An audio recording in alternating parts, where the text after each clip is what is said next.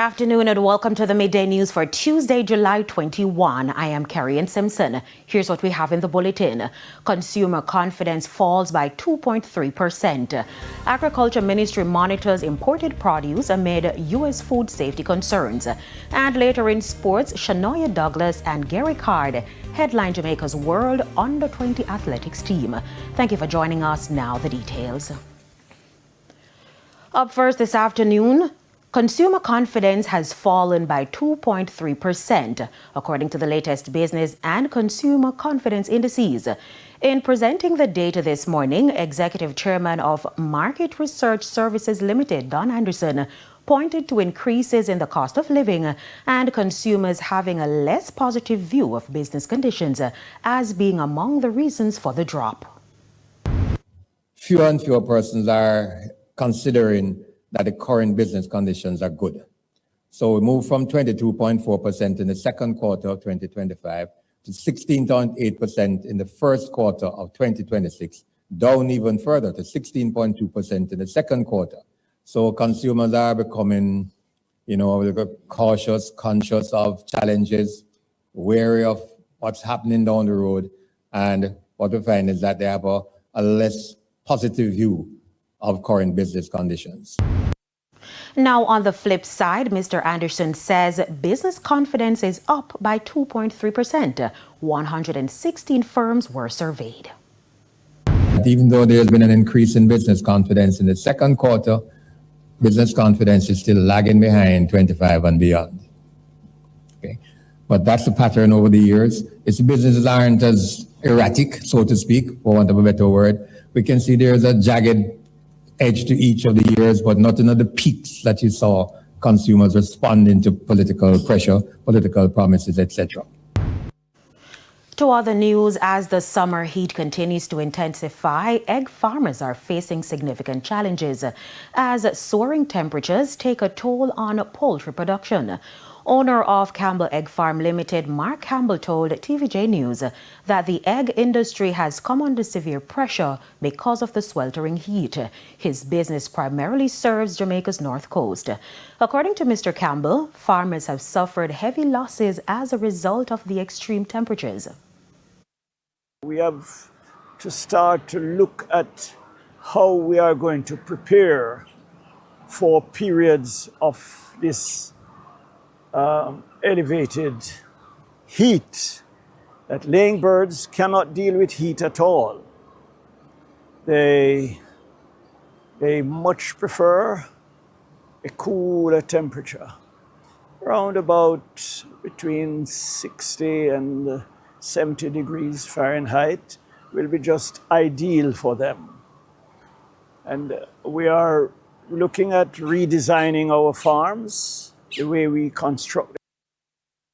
Explained that many poultry houses were not designed to withstand prolonged periods of intense heat, leaving the birds vulnerable to heat stress. We already have houses and are being affected by this heat. We are recommending that in the interim, for the time being, between the hours, particularly between the hours of 10 a.m.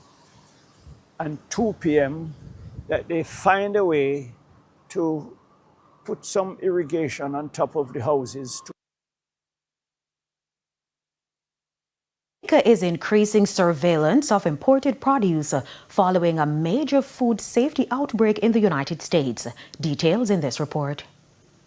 The Ministry of Agriculture says it is closely monitoring an ongoing multi-state outbreak of cyclosporiasis, an intestinal illness caused by the parasite Cyclospora cayetanensis. U.S. health officials have linked several cases to shredded iceberg lettuce, prompting a product recall and an expanded investigation. As of July 18, the U.S. Centers for Disease Control and Prevention reported more than 1,600 confirmed cases and 94 hospitalizations. Locally, the Plant Quarantine and Produce Inspection Branch has tightened monitoring of imported iceberg lettuce and other leafy vegetables. Authorities say surveillance at Jamaica's ports of entry is also being strengthened while officials continue to verify the traceability of imported produce to protect consumers. Aliyah Bryant, TVJ News.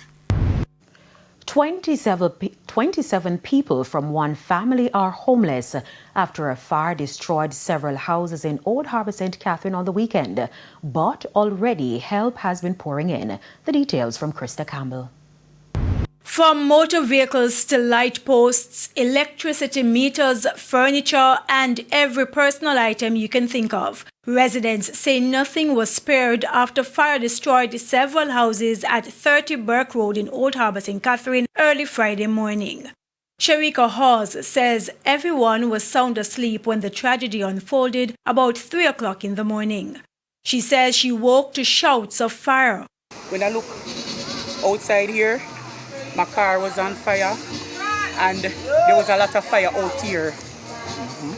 So I couldn't come this side. The fire didn't reach to my room as yet. So I went back inside. I gathered some stuff. I took up some rubbish bag with clothes, some bath. I pulled out one of my drawer with some stuff and put some food items, some phones, some tablets in it. And I ran down the back, down there, thinking the fire would not have reached down there. Despite that, she says the items she saved were eventually destroyed, as she estimates it took firefighters about 45 minutes to get there. Multiple fire trucks was here. So one of them said they had went to Burke Road in Spanish Town, but I don't know if it's the one that is in Old Harbour that went to Spanish Town, Burke Road. But the fire truck that came here from Old Harbour here, they only came with half truck of water. So it wasn't enough because the fire had already reached to my room and going further down. And in the midst of the chaos, a close call for her 17-year-old daughter who has cataracts in both eyes. She's not seen out of the left one, and the right one she's just glimpsing. She doesn't go to school anymore. Beats up on her eye. She has other different ailments and sickness. So when some of my family members was running to that side, they even push her down. I even had to tell one of my nephews to grab her up and run with her, and that's what he did. Now, we were unable to get a response from the fire chief about investigations, but police have dismissed talks about a family feud as rumors. I don't suspect, I know somebody's behind it, but everything is for a matter of time. Presently, we're not suspecting it being an arson. However, it's a possibility that it might be contributed through electrical means. But until that is proven, then we'll keep that as just a supposition. And even as help continues to roll in from the church, schools, justices of the peace, police, political representatives, and community members, a moment of praise that Ms. Hawes says is not out of the norm for her family. We're like that at all times.